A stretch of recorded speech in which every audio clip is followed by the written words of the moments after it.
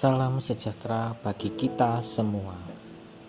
Hari ini saya akan membacakan renungan dari Monsinyur Hadi Sumarto Okarem, Uskup Emeritus Keuskupan Manokwari Sorong dan Keuskupan Malang.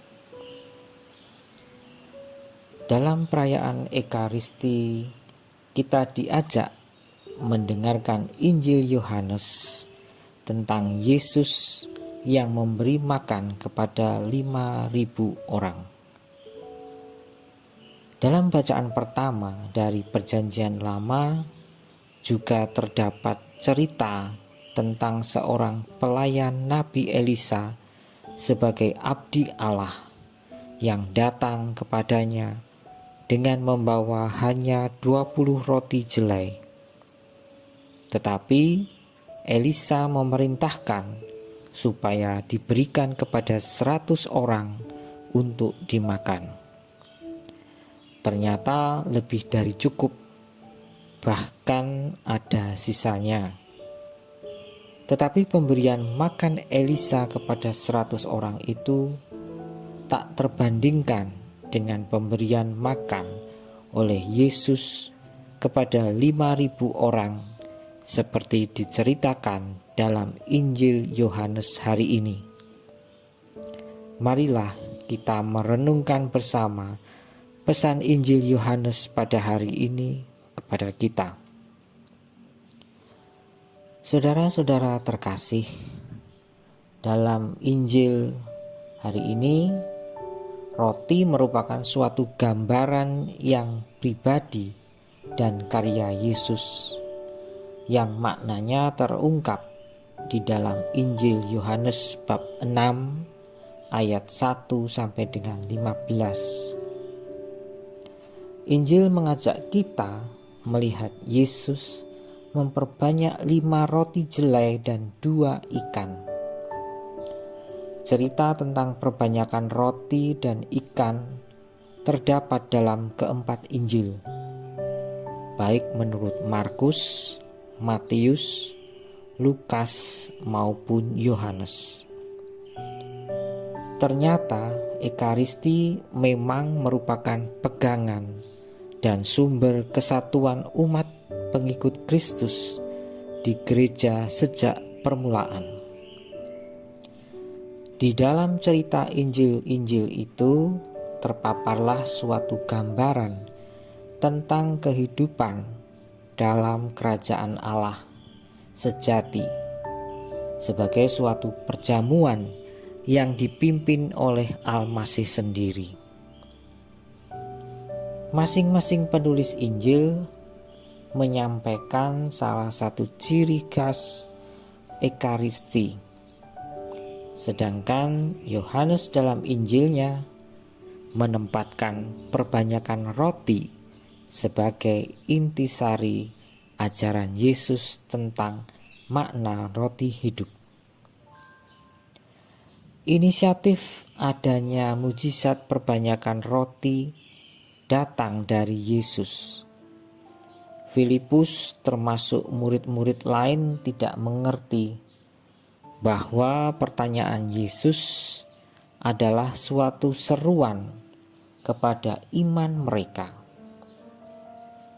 Filipus langsung menanggapi dengan masalah harga pembelian roti sebanyak itu. Juga ribuan rakyat yang sudah tertolong makan roti dan ikan sampai kenyang. Seperti murid-murid Yesus, ternyata masih berpikir, bersikap, dan berbuat secara dangkal, terlalu duniawi, materialistis.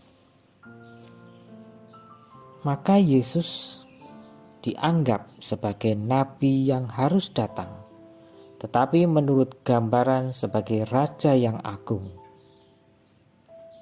Sungguh kontras, Yohanes justru menampilkan seorang anak kecil. Justru melalui anak remaja yang lurus dan murah hati itulah Yesus dikenal siapakah dia sebenarnya. Perbanyakan roti merupakan gambaran yang tepat dan kena tentang makna Ekaristi sejati.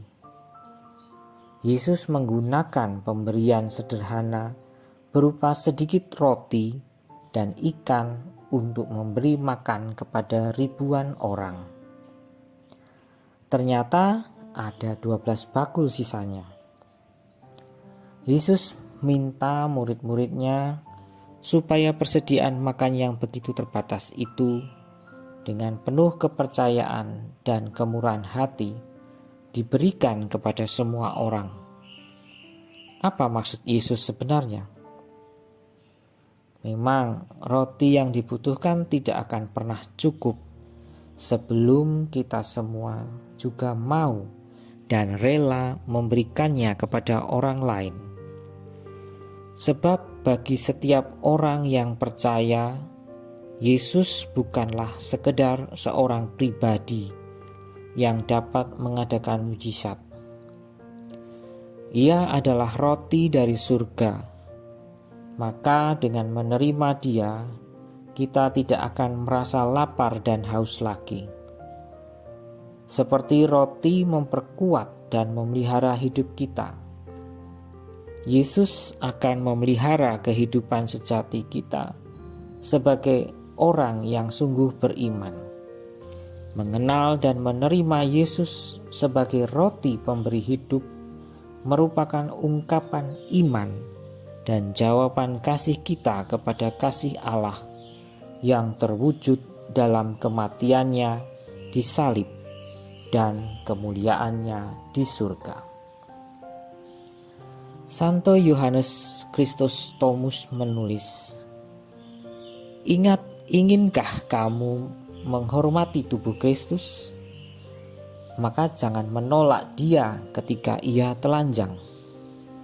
Janganlah kamu memuliakan Dia di kenisah yang berhiaskan sutera, tetapi justru melalaikannya ketika Ia menderita kedinginan dan tak berpakaian.